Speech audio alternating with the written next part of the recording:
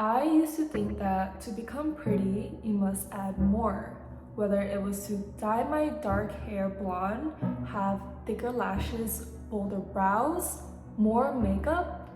But honestly, anything that was trending at the time, I tried it and I don't regret that. Experimenting with your appearance is definitely a really fun experience to do with beauty. And I would never tell someone to not dye their hair, get extensions, wear dramatic makeup, or completely change their style. But after spending so much time and money on trying to become different versions of myself, I realized something. What if instead of constantly trying to change what I was given, I learned how to make what I already have look its best? Growing up, especially around social media, I've always tried to fit in an image instead of understanding myself. There are constantly trends that are trying to convince us that if you have this, you will look prettier. But that's not always the case. Whether blonde hair was deemed as socially beautiful, I dyed my hair blonde. People will see this one beautiful woman with thicker brows and all of a sudden everybody will be saying, you need thicker brows to become beautiful like her. So then I got thicker brows. But then you see this other one girl with thinner brows, then everyone is going to say that you need thin brows to look beautiful. This goes the same with thick lashes, thin lashes, whether you have straight hair and wanting to perm it to become curly, or if you have curly hair wanting to get a perm to make it straight. Would I come to realize that the trend to become beautiful will not suit everyone. Although I have all these past photo experiments, I will never consider it as being ugly. There is nothing wrong on how I looked, but what I did come to realize that I was styling myself based on trends rather than things that would actually suit me and my features. Yes, I have experimenting, but I would never say that this is a mistake. I am not here to say that natural equals good and makeup, lashes, and all these other extensions equals bad. I am incredibly grateful to be able to really experiment on my own body, because without this, I wouldn't have been able to figure out what I like. Yes, I grew up around dark hair and everyone around me also has dark hair. But without me experimenting on going blonde or a lighter brown, I wouldn't have realized how much this hair color, my own natural hair color, suits me. I needed the dramatic lashes to really understand how much these softer lashes complement my own features, and I needed to experiment with different makeup styles for me to understand which one I liked. So my lesson isn't for me to say don't experiment. I like to tell people and encourage people for them to experiment on yourselves until you find who you really are. So then you would stop the feeling of trying to chase every single trend out there. What really helped in my case was finding inspiration of idols that look similar to me, and a lot of people say that I look similar to Jenny Kim. With her as my idol, my message isn't to try to become exactly like her. It's being able to really see a different point of view of somebody with similar features as you and see what works for them and possibly might also work for me. So some of the ways that I do look for other inspiration is if somebody constantly tells you that you look like a certain celebrity, whether it's their face shape, eye shape, natural hair color, hair texture, skin tones, undertones, proportions, or even contrast level. But just keep in mind that this inspiration board isn't for you to become a copy and paste. It's meant to become more of a reference. And obviously, as a skincare enthusiast, I had to meddle into skincare as well. I will say this 1,000 times, skincare over makeup. I'm not telling you to stop makeup. I love makeup. I love wearing a little bit of makeup or even dramatic makeup. I've tried it all.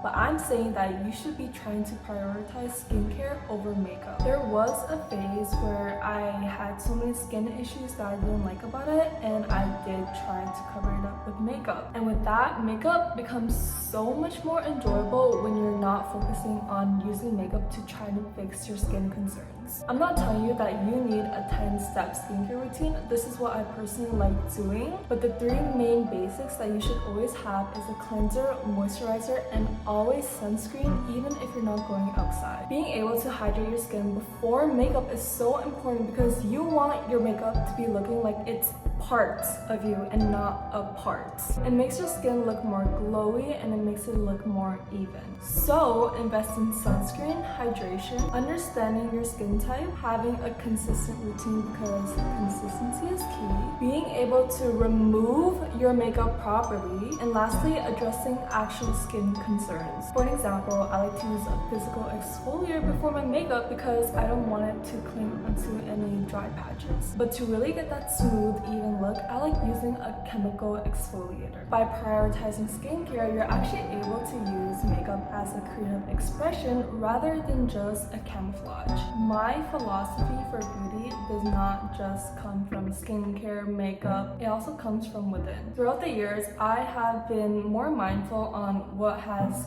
getting in contact with my body. For reference, I have slowly become a little more environmentally conscious. I'm trying to become more conscious and buy fewer pieces of actual high quality clothing with actual natural materials such as cotton, linen, cashmere, wool, making sure they also have the proper certifications because I want to be a more low tox lifestyle. I learned that recently, even if this clothing is 100% cotton or cashmere, it can be covered in harmful substances, which is kind of crazy to me because not only is it so hard for me to find actual nice clothing that is 100% cotton or 100% linen, they have to have certification. I've mainly been doing this because I want to limit the amount of plastic and any harmful substances that is getting in contact with my body, but this lifestyle is also more environmentally conscious, which is a bonus. It does get a lot harder when it comes to clothing, but it's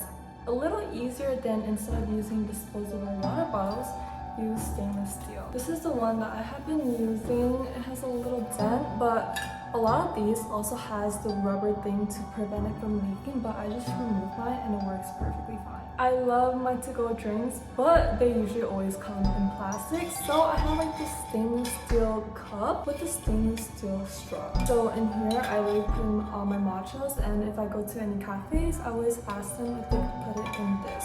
So it's eliminating any plastic use and also better for the environment with no plastics getting into your body. I'm still learning all this, so I'm not trying to fearmonger you. And if you also want to look at it in the beauty way, the more you take care of your environment, the less toxic, harmful substances are in the air and will affect your skin. Even as someone who is constantly on social medias and getting a lot of PR, it's hard for me to... I'm not sure if people would consider PR as overconsumption. Obviously, I'm one person and I can't use it all, so I always give it out and give it away. But I really am trying to limit my overconsumption and not try to purchase things just because it's trending or because I think I need it. Because beauty is also free. Beauty trends move so quickly, we're constantly given a new problem that we need to solve, but not everything needs to be solved. In 1 month, everyone is saying that you need this blush, you need this aesthetic, this hair color is out, these brows are outdated. And by constantly following trends, you are constantly purchasing a new identity. You can definitely appreciate trends, but try to not let it become an instruction to your life. I do believe that mental health is also an important factor on beauty. So I would always tell people to unfollow accounts that make you feel inadequate. Follow people who inspire you rather than just following people who make you feel like you need to compare. Always try to diversify what you see on your feed. Bonus points is following someone that gives you educational content, and for the sake of your mental health as well, try to stay offline. I know people who say that social media is bad for your mental health, and I do get that. But me personally, I love using social media as inspiration and just trying to learn about more things about the world. But I would always spend time offline to connect my mind and my body. Last but not least, of all the things that I have learned so far, which I would still probably continue on learning because there is so much more to life, the best key takeaway of this entire video is for you to understand that you should not be treating yourself like a never-ending project. There is definitely always room for improvement, whether it's better skin, better hair, better body, better clothes, better environment, better routine. At a point in my life, I have I've realized that self-improvement can slowly become self-rejection. I learned the importance of really appreciating what you have right now, because if you can't appreciate what you have right now and you're always aiming to say that I need this to be happy or I need this to become beautiful, you will never be satisfied.